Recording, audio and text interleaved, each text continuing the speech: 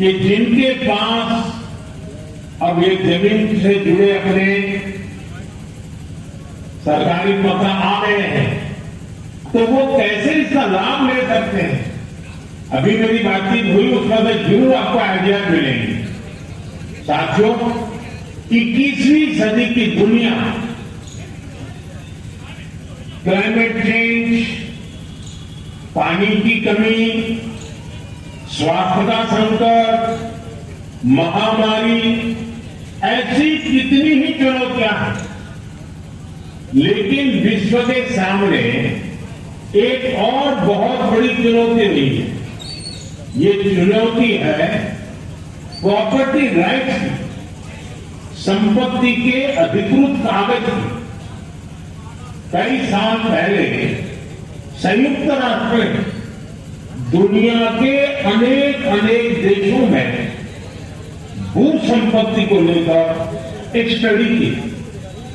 इस स्टडी में सामने आया कि दुनिया के अनेक देशों में लोगों के पास प्रॉपर्टी के पक्के कानूनी दस्तावेज है ही नहीं। संयुक्त राष्ट्र ने साफ कहा कि अगर गरीबी कम करनी है तो वो इसके लिए लोगों के पास प्रॉपर्टी राइट्स होना बहुत जरूरी है। दुनिया के एक बड़े अर्थशास्त्री ने, इकोनॉमिस्ट ने, उन्होंने तो प्रॉपर्टी राइट्स की चुनौती पर एक किताब पूरी लिखी है। और इस किताब में वो कहते हैं कि गांव में लोगों के पास जो थोड़ी बहुत संपत्ति होती है वो 1.5 कैपिटल होती है। यानी ये प्रॉपर्टी एक प्रकार से मूर्त संपत्ति होती है, क्योंकि गांव वाले गरीब लोग उस संपत्ति के बदले में कोई लेन देन नहीं कर सकते। ये परिवार की इनकम बढ़ाने में मदद नहीं कर सकती। साथियों, दुनिया के सामने मौजूद इस बड़ी चुनौती से भारत भी अछूता नहीं था। हमारा भी हाल वैसा ही था। आप भी जानते हैं कि भारत के गांव में लोगों के पास लाखों लाख करोड़ रुपए की संपत्ति होने के बावजूद भी उसकी इतनी कीमत नहीं थी। वजह ये, क्योंकि लोगों के पास अक्सर घरों के कानूनी दस्तावेज होते नहीं थे।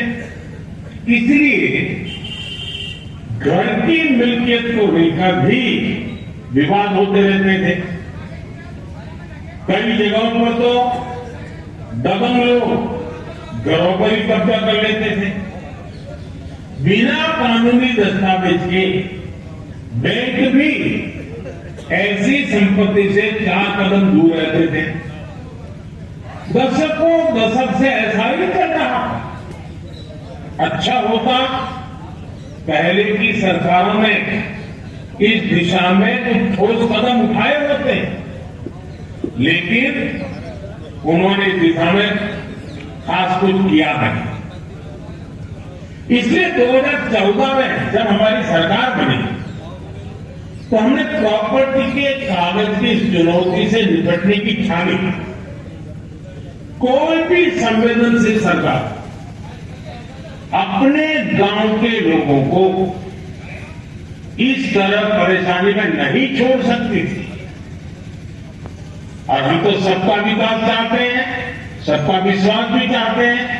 अभी हमारे मंत्री जी राजीव रंजन जी ने बड़े अच्छे ढंग से बताया। इसलिए हमने स्वामित्व योजना शुरू।